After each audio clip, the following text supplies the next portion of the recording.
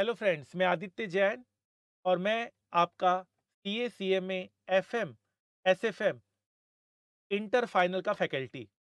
तो मई 2023 के फाइनल का क्वेश्चन पेपर आया और उसी का हम यहाँ पर एक ब्रीफ एनालिसिस करने वाले हैं। जिनका ऑलरेडी एग्जाम चल रहा है वो इस वीडियो को स्किप कर दे और जब आप रिलैक्स मोड में रहें तो इस वीडियो को जरूर देखिएगा। तो सबसे पहला सवाल तो ये आता है कि पेपर टफ था या आसान था।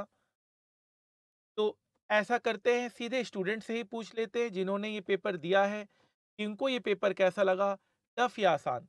तो मेरे पास बहुत सारे कॉम्प्लीमेंट्स आए। One of the compliment was like this: sir, heads off to you, I am able to solve 100% paper, that also in 1.40 hours only with 5 additional sheet. In 1.5 days I was nervous कि मैं कैसे करूं, और सच बताऊं तो 1.5 दिन में revise नहीं हुआ, लेकिन आपकी हर चीज पेपर में याद आ गई और बाकी पेपर पीस ऑफ केक था। एंड पोर्टफोलियो सर, आपका डीप नॉलेज की वजह से मेरा सही हुआ है। बहुत काम, बहुत कम बच्चों ही सही कर पाए। तो डीप नॉलेज यहाँ पर मैं हाईलाइट करना चाहूंगा, डिटेल्ड कवरेज का। जब हम पढ़ाई करते हैं, हम बहुत ज़्यादा डिटेल कवरेज हर एक टॉपिक का देते हैं, चाहे वो पोर्टफोलियो मैनेजमेंट क्यों ना हो, चाहे वो फॉरेक्स क्यों ना हो, चाहे वो डेरिवेटिव क्यों ना हो। हर एक चीज को, स्टॉक मार्केट को प्रैक्टिकल लिंक करके बताया जाता है। हर एक चीज का आपको प्रैक्टिकल एंगल दिखाया जाता है। और आजकल जो पेपर बन रहे हैं वो उसी सर्च में बन रहे हैं। अब आप यह एक्सपेक्ट नहीं कर सकते कि आपका जो क्वेश्चन है और सॉल्यूशन है, क्वेश्चन पढ़ा हुआ आया तो ठीक, नहीं आया तो उसे हम टफ बोल देते हैं। नहीं, आपको कॉन्सेप्चुअल क्लैरिटी होना बहुत ज्यादा जरूरी है, क्योंकि हम क्लासेस में इतने इतने घंटे की हम जो क्लासेस लेते हैं, 200-300 आवर्स की जो हम क्लासेस लेते हैं, 100 प्लस हमारा लेक्चर होता है। तो इसीलिए हम आपको तैयार करते हैं हर एक उस पेपर के लिए जिसके लिए आप 100% भी अटेम्प्ट कर सके। और भी बहुत सारे कॉम्प्लीमेंट्स आए हैं। सर, मेरा 96 का अटेम्प्ट हुआ है पेपर में, और टफ पेपर होने के बावजूद भी मैं 96 का अटेम्प्ट कर पाई हूँ। तो ये एक बहुत खुशी की बात है। मैंने पूरा एनालिसिस किया है इस पेपर का कि कहाँ से क्वेश्चन पेपर आया है और किस तरह से बच्चे इस क्वेश्चन पेपर को बहुत इजी मानकर क्रैक कर सकते हैं। तो यहाँ पर आप देख सकते हैं क्वेश्चन पेपर आपके सामने है।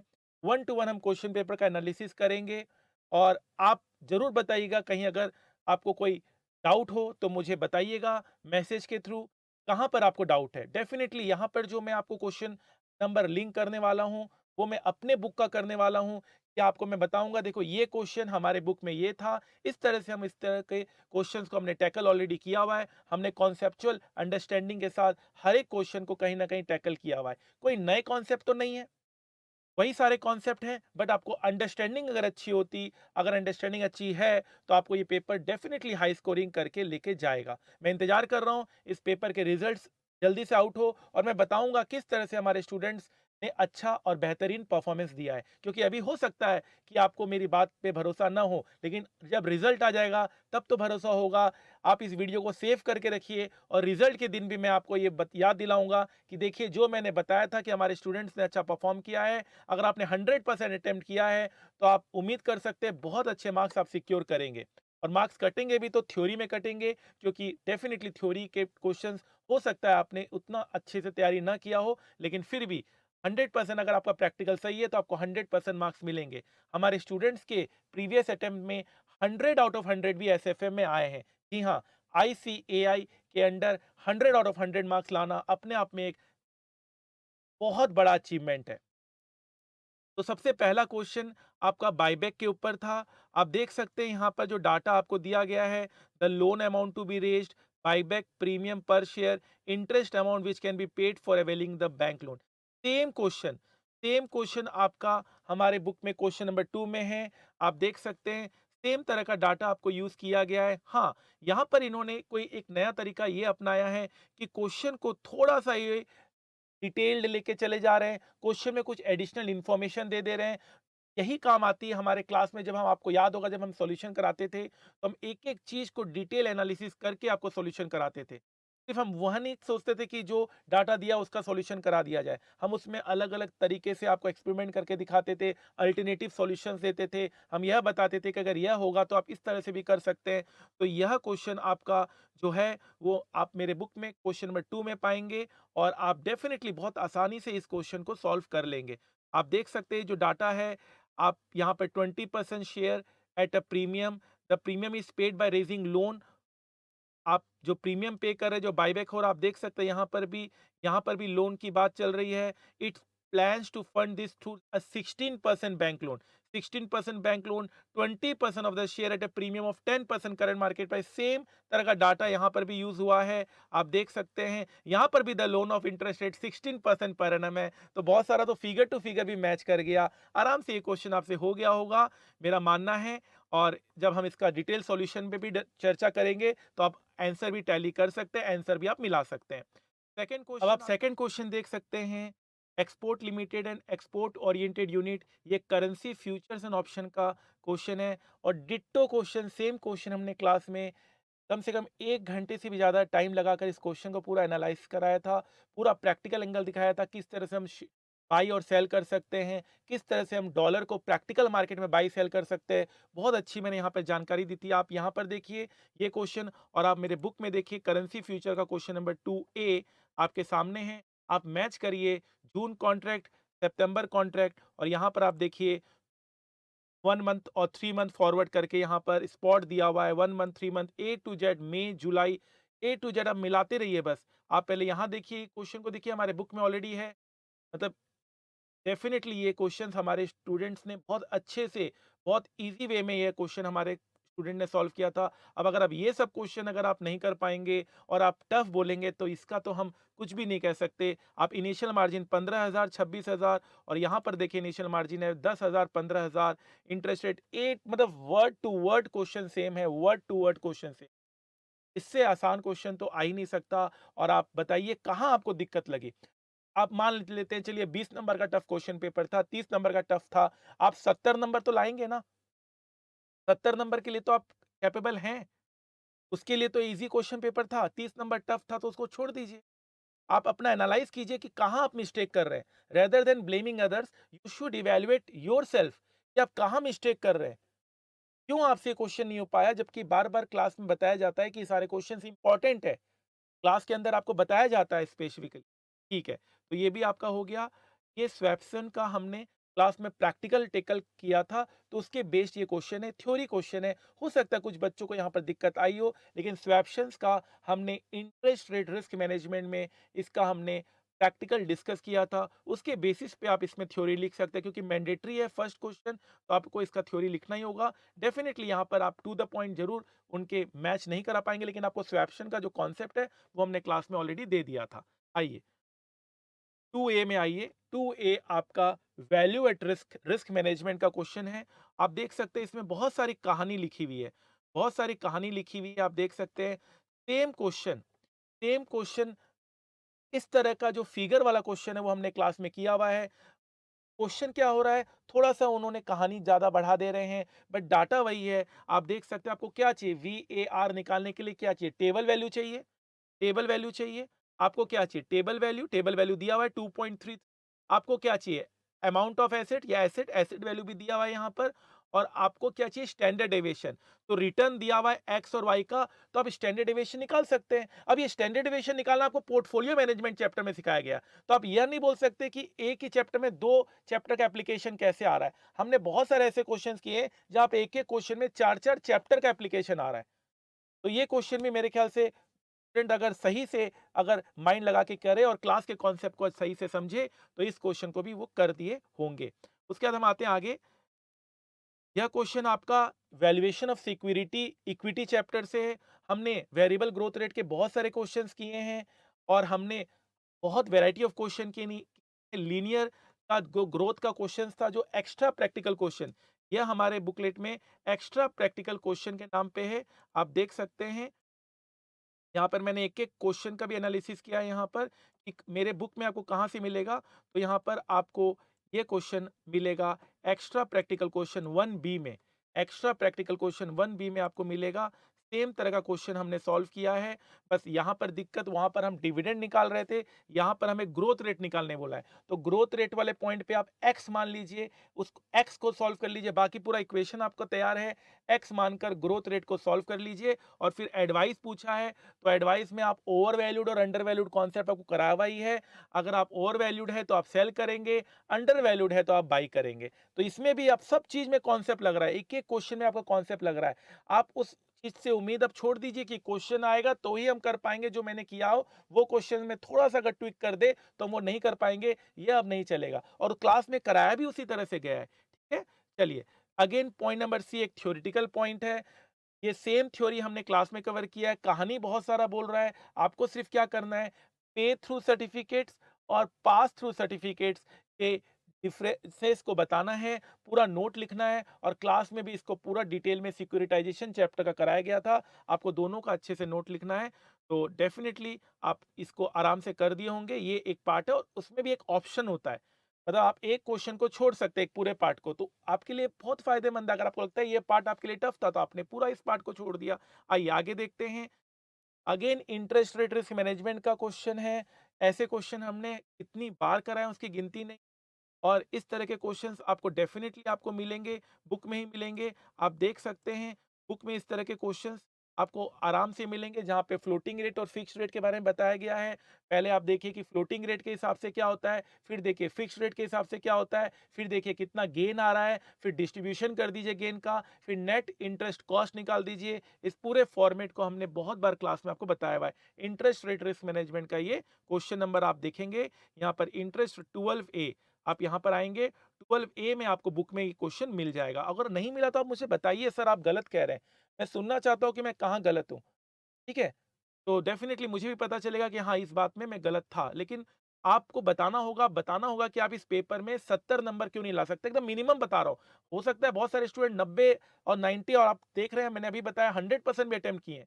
मैं 100 आउट ऑफ 100 मान के अभी नहीं चल रहा हूँ, मैं कह रहा हूँ 60 और 70 नंबर लाने में क्या दिक्कत है? एक-एक बच्चा मुझे मैसेज करे, एक-एक बच्चा मुझे कॉन्टैक्ट करे कि इस पेपर में 60 मार्क्स लाना क्यों डिफ़िकल्ट है? और मैं आपको बोलूँगा ये सारे क्वेश्चन्स आपके बुक में थे, 60 मार्क्स मैं कम से कम मिनिमम लेके चल रहा हूँ 60। मैं 100 आउट ऑफ 100 ही बोल सकता था, लेकिन पहले मैं वो कैटर करना चाहता हूँ जो बच्चे बोल रहे हैं कि टफ पेपर था। 60 मार्क्स लाना क्यों टफ है इस पेपर में, आप मुझे बताइए। 120 नंबर का पेपर है अप्रॉक्सिमेटली, एक ऑप्शनल भी लेके चलते हैं, तो 50% मान लीजिए टफ पेपर है, 50% 60 मार्क्स का आसान पेपर है। 60 मार्क्स लाना क्यों डिफिकल्ट है, आप मुझे बताइए इसमें। उसके बाद मैं आपको बताऊँगा इस पेपर में 100 आउट ऑफ 100 थ्योरी को अगर हम छोड़ दें, तो 100% प्रैक्टिकल आप सही कर सकते थे। ठीक है, 3A भी हो गया आपका, ये सारा चीज़ हम लोग करे हुए हैं। 3B कमोडिटी डेरिवेटिव का नाम का एक चैप्टर हम कराते हैं। डेफ़िनेटली बहुत सारे बच्चे जब हम चैप्टर कराते हैं तो बोलते हैं कि सर ये तो सिलेबस में नहीं है, ये ऐसा है, वैसे है। लेकिन हम अलग से आपको कमोडिटी डेरिवेटिव नाम का भी चैप्टर कराते हैं। उन सब में ये सारा कॉन्सेप्ट बताया हुआ है। हम आपको क्लास में कमोडिटी मार्केट में बाई करना सिखाते हैं कि धनिया कैसे बाई कर सकते हैं, गोल्ड कैसे बाई कर सकते हैं, सिल्वर कैसे बाई कर सकते हैं। हम एक-एक चीज़ का प्रैक्टिकल बताते हैं, किस तरह से हम अपने रिस्क को मिनिमाइज़ कर सकते हैं, किस तरह से हम रिटर्न को मैक्सिमाइज़ कर सकते हैं। उस सारी चीज़ों को लेकर ये क्वेश्चन बना है। डेफ़िनिटली अगर वो आप मेरे सारे प्रैक्टिकल पार्ट को अच्छे से करे हैं, समझे हैं, क्लास अटेंड की है, तो इस क्वेश्चन में भी आपको दिक्कत नहीं आनी चाहिए। कमोडिटी मार्केट ये क्वेश्चन नंबर 1A सिमिलर है। आपको एक-एक क्वेश्चन में एनालिसिस यहाँ पर दे दूँगा, आप आराम से चेक करिएगा। What makes an organisation financially sustainable, ये तो ऐसा क्वेश्चन है जो हर अटेम्प्ट में आता है और आपने आराम से कर दिया होगा। ये थ्योरी लास्ट अटेम्प्ट में भी यही थ्योरी आई थी, उसके लास्ट अटेम्प्ट में भी यही आई थी। तो इस थ्योरी को 4 नंबर का थ्योरी है, आराम से आपने टू द पॉइंट इसमें लिखा होगा। थ्योरी बुक भी हम बहुत पतली देते हैं, 20-25 पेज की थ्योरी बुक होती है, उसमें आपका 100% अप्रॉक्सिमेटली कवर हो जाता है और क्या चाहिए। तो ये सब चीज़ों में आप 4 में आपको 4 ही मिलना है, क्योंकि ये सब थ्योरी इम्पोर्टेंट थ्योरी बताकर आपको ऑलरेडी क्लास में और आपको बुक में दे दिया गया था। ठीक है सर। अब 4A में आइए। 4A अगेन एक बहुत ही सिंपल क्वेश्चन है, जहाँ पर वही सारी चीज़ें पूछा है, मार्केट प्राइस, ड्यूरेशन, वोलेटिलिटी, और वही पूछा है कि बाई करना चाहिए कि नहीं करना चाहिए। आप देख सकते हैं सेम क्वेश्चन हमारे बुक में कवर्ड है। आप देख सकते हैं मार्केट प्राइस, ड्यूरेशन और वोलेटिलिटी, यहाँ पर आपको सेम चीज़ पूछा गया है। तो आप ये क्वेश्चन भी आराम से कर दिए होंगे, इसमें भी कोई दिक्कत नहीं आई होगी। और आपको यहाँ पे प्रेजेंट वैल्यू फैक्टर टेबल भी दिया हुआ है, तो आपको यही टेबल यूज़ करना है, ये आपको ध्यान रखना है। ठीक है सर। तो ये भी क्वेश्चन हो गया होगा आराम से। कोई दिक्कत नहीं है। आइए बी पॉइंट में आते हैं। यहाँ पर ये फॉरेक्स का चैप्टर है, सेम क्वेश्चन हमने क्लास में कवर किया है। यूके, यूरोप, आपको यहाँ पे क्या-क्या लिखा हुआ है, स्टॉक लेंडिंग से income, discount on the investment value, same question आपको मैं दिखा रहा हूँ। आप देखिए, सेम क्वेश्चन हमने यहाँ पे कवर किया है। आप देख सकते हैं, ये देखिए जापान और यूएस, यहाँ पर क्या लिखा हुआ है, यूके और यूरोप, बस कंट्री चेंज कर दिया है। सेम क्वेश्चन 57 भी आप देख सकते हैं। अब तो मैं चेंज नहीं कर सकता अपना बुक, बुक तो आपके पास है, आप देखिए ना, पूरा डिट्टो क्वेश्चन आ रहा है और आप कह रहे हैं कि आप 100 आउट ऑफ 100 नहीं ला सकते। क्यों नहीं ला सकते आप 100 आउट ऑफ 100? मुझे बताइए, चलिए नहीं ला सकते। 60 मार्क्स क्यों नहीं ला सकते?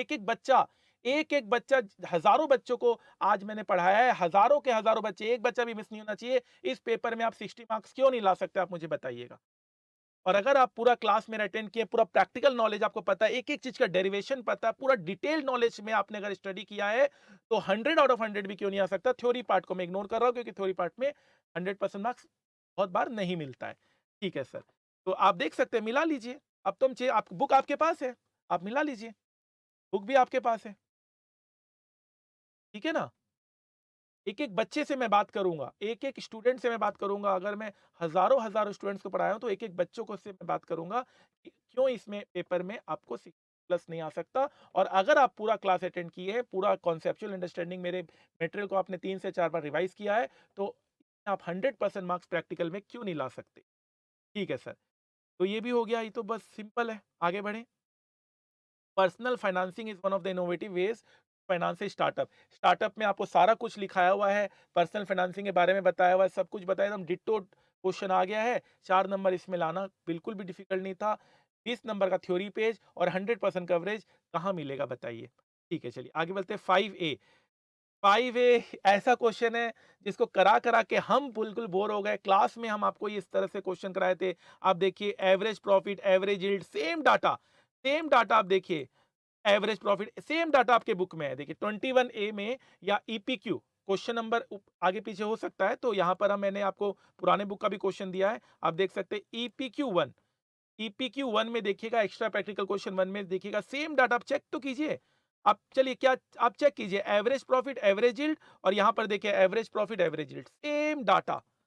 मतलब मैं क्या बोलूं आपको, क्या नहीं बोलूं, मतलब मुझे तो बस रिजल्ट का इंतजार है, जहां पर मेरे सारे बच्चों को इसमें बहुत अच्छे मार्क्स मिलने वाला है। I think one of the highest marks हमारे स्टूडेंट्स को मिलेगा, और मैं उस दिन का इंतजार कर रहा हूँ, क्योंकि फ्यूचर प्रिडिक्ट ना मैं कर सकता हूँ ना आप कर सकते, लेकिन श्योरिटी के साथ बोल सकता हूँ कि इस पेपर में मेरे स्टूडेंट ने बहुत अच्छा परफॉर्म किया होगा। बस अगर मैं गलत हूं तो मेरा रिजल्ट दिखा देगा, रिजल्ट का दिन का आपको, लेकिन आपको भी इंतजार करना है और मुझे भी इंतजार करना है। और मैं बिल्कुल श्योर हूँ कि इसमें स्टूडेंट्स को बहुत अच्छे मार्क्स मिलेंगे। सेम क्वेश्चन आपको मैंने दिखा दिया यहाँ पर, सेम क्वेश्चन आपको दिखा दिया मैंने। ईपीक्यू 1 में भी होगा, क्वेश्चन नंबर अलग हो सकता है, तो अगर आपको नहीं मिले तो मुझे बता दीजिएगा, मैं आपको वैसे बता दूँगा कि आपके बुक में कौन-सा क्वेश्चन है। मैं लेटेस्ट बुक की बात कर रहा हूँ, जो लास्ट बैच में दिया था, लेकिन मोस्ट प्रोबेबली मिल जाएगा, ठीक है? आइए, बी पार्ट बहुत ही आसान, जेनसेन अल्फा दिया हुआ है, ट्रेनर रेशियो दिया हुआ है, और आपको सारा डाटा से रिवर्स कैलकुलेशन से आपको बीटा निकालना है और आपको रिस्क फ्री रेट निकालना है। तो जेनसेन अल्फा का फॉर्मूला लिख दो, और जो जो मिल रहा है डिटेल इन्फॉर्मेशन दे दो। ट्रेनर रेशियो का फॉर्मूला लिख दो, फिर जो जो मिल रहा है देख लो। एक्चुअल रिटर्न दिया हुआ है, रिस्क प्रीमियम दिया हुआ है, रिस्क प्रीमियम तो होता है जो भी आपको यहाँ पे डाटा दिया हुआ है, उस हिसाब से आप काम कर लीजिए। तो ये भी बहुत आसानी से हो जाएगा, बहुत ही आसानी से हो जाएगा। मतलब पोर्टफोलियो में तो हमने ऐसे ऐसे क्वेश्चन किए हैं, तो ये तो उसके सामने कुछ भी नहीं है। चलिए आगे चलते हैं। Structure of venture capital fund पूछा है, तो डेटो क्वेश्चन हमने क्लास में किया है, structure of venture capital fund. मतलब 20 नंबर का थ्योरी में पूरा थ्योरी आपको उसी से आया है समझो। एक सेक्शन का प्रैक्टिकल पार्ट को अगर छोड़ दिया जाए तो। ठीक है? तो अगेन इसको भी आप आराम से कर सकते हैं। 6A में आइए, मर्जर का बहुत ही सिंपल क्वेश्चन। वही प्री मर्जर ईपीएस, ईपीएस क्या होता है? Earning for equity upon number of equity share. Expected market price दिया हुआ है, प्राइस अर्निंग रेशियो दिया हुआ है। तो अगर पी रेशियो दिया होता है तो क्या होता है? ईपीएस क्या होता है? एमपीएस क्या होता है? EPS into P ratio. MPS equals to EPS. इतनी बार ऐसे क्वेश्चन कर लिया कि मैं क्या ही बताऊं। तो ये क्वेश्चन मर्जर इक्वेशन का बहुत ही सिंपल। 6 बी में आइए, 6 बी का सेम क्वेश्चन हमने क्लास में किया है। यही आप देखिए, पोर्टफोलियो वेट्स निकालना है। आप देख लीजिए, क्लास का क्वेश्चन देख लीजिए, आप क्लास का क्वेश्चन देख लीजिए। यहाँ पे देखिए, portfolio X, portfolio Y, weight A B C दिया हुआ है। यहाँ पे भी आप देख लीजिए, वेट ए XYZ कर दिया, एबीसी की जगह XYZ कर दिया। मतलब इतने सारे कॉम्प्लीमेंट्स मैसेजेस मेरे को मिले कि मैं अगर अभी दिखाना शुरू कर दूं तो पूरा रात खत्म नहीं होगा और कॉम्प्लीमेंट मैसेजेस ही मैं दिखाता रहूंगा। लेकिन मैं डेफिनेटली वो सब मैं सोशल मीडिया या जो भी कम्युनिटी में पोस्ट करवा दूंगा, ताकि आपको मोटिवेट करने के लिए, ताकि आपको बस मेहनत करनी है, आपको ही, आपके हाथ में आपकी तकदीर लिखी हुई है। वो कहते हैं ना, वक्त का तकाजा है, लहरों से झूलना सीखो, कब तक चलोगे किनारे किनारे, सागर को चीरना सीखो, सागर को चीरना सीखो। अब टॉप में भी आना है और मेहनत भी नहीं करना है, अब दोनों साथ साथ नहीं चलेगा, मेहनत भी करना है, टॉप में भी आना है, ठीक है। तो ये बी पार्ट हो गया। और ये सी पार्ट का थोड़ा थ्योरी, थोड़ा सा यहाँ पर हम मान सकते हैं कि यहाँ पर स्टूडेंट्स को अपना यहाँ पे अगेन प्रैक्टिकल नॉलेज लगाना पड़ेगा। इंडेक्स फंड के बारे में हमने बहुत बार बताया क्लास में, इंडेक्स फंड क्या होते हैं, निफ्टी सेंसेक्स क्या होता है, हम कैसे इंडेक्स फंड को बाई कर सकते हैं, निफ्टी की कंपोजिशन क्या होती है, सेंसेक्स की कंपोजिशन क्या होती है। हमारा देखो, SFM paper is all about stock market. अगर आपको स्टॉक मार्केट का नॉलेज नहीं है तो एसएफएम फिर आपके लिए रट्टाफिकेशन है, और उसके साथ कुछ नहीं है। तो अब रटने का समय खत्म हो गया, अब आपको कॉन्सेप्चुअल अंडरस्टैंडिंग का समय आ गया है। आपको स्टॉक मार्केट की बहुत अच्छी नॉलेज होनी चाहिए। आगे के जो पेपर्स बनेंगे और टेक्निकल बनने वाले हैं, स्टॉक मार्केट की नॉलेज के साथ बनने वाले हैं। तो अगर आपको कमोडिटी डेरिवेटिव का क्वेश्चन पूछा और आपको स्टॉक मार्केट का, कमोडिटी मार्केट में कभी आपने काम ही नहीं किया, तो फिर आपको कैसे नॉलेज होगा। आपको डॉलर खरीदना ही नहीं आता ऑनलाइन और आप डॉलर के क्वेश्चंस किए जा रहे हैं, बाई सेल, ऐसे नहीं चलेगा। आपको बिल्कुल साथ, जैसे आप इनकम टैक्स करते तो इनकम टैक्स रिटर्न भरना आता है, अकाउंट्स पढ़ते तो अकाउंट्स का फाइनेंशियल स्टेटमेंट बनाना आता है, उसी तरह से आप एसएफएम पढ़ेंगे तो स्टॉक मार्केट में भी काम करना आना चाहिए, बेसिक काम करना आना चाहिए, ठीक है। तो ये आपका क्वेश्चन पेपर का पूरा मैंने एक एक एनालिसिस कर दिया है। फिर भी मैंने उसके सारे क्वेश्चन नंबर भी लिख दिए यहाँ पर।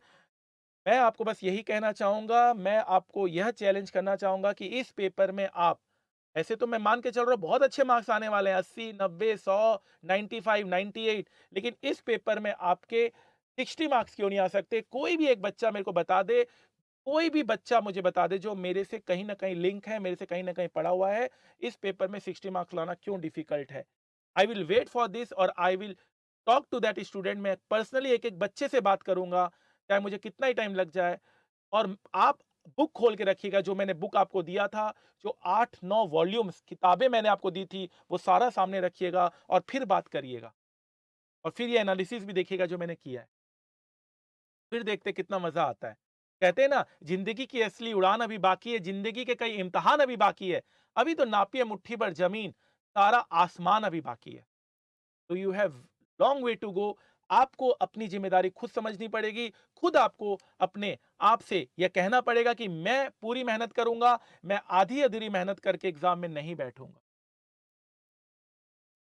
हमने हर तरह की क्लासेस यहाँ पे अपलोड की है, आपको रिविजनरी वीडियोस भी अपलोड किए हैं, हम मॉक टेस्ट पेपर भी लेते हैं, वो सब चीजें हैं। लेकिन सबसे पहले आपका मेन कॉन्सेप्चुअल अंडरस्टैंडिंग है। मेन आपको डिटेल्ड नॉलेज लेकर ही पढ़ना है। और आगे चल के न्यू सिलेबस में तो वैसे ही पेपर्स कम होने की एक्सपेक्टेशन है। तो अब तो डिटेल स्टडी करना। अब भी आपको, अगर आपको लगता है कि नहीं मैं 10 क्वेश्चन करूंगा या मैं कुछ इंपॉर्टेंट क्वेश्चन करके एग्जाम में बैठ जाऊंगा, नहीं चलेगा।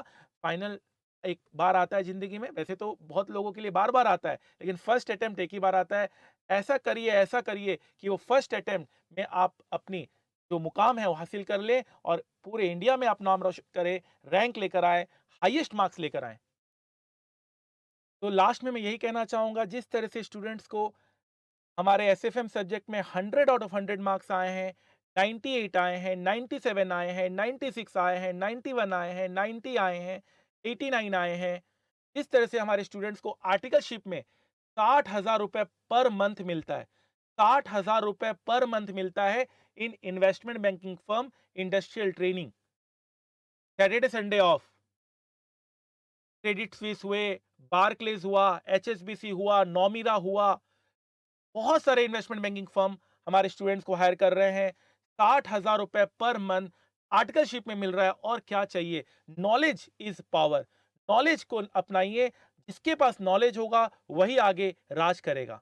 Thank you so much friends. आपके मैसेजेस का इंतजार करूंगा और आगे भी इस तरह से मैं एनालिसिस वीडियो देता रहूंगा। तब तक के लिए गुड बाय और ऑल द बेस्ट। याद रखिएगा, where there is a will there is a way. जहां चाह है वहीं राह है। और कहते हैं ना कि कल कल करते करते काल आ जाता है। फिर यही बात याद आती है कि अब पछताए क्या हो जब चिड़िया चुग गई खेत। तो याद रखिएगा, कोई मनुष्य, कोई प्रॉब्लम, कोई भी दिक्कत मनुष्य के साहस से बड़ा नहीं।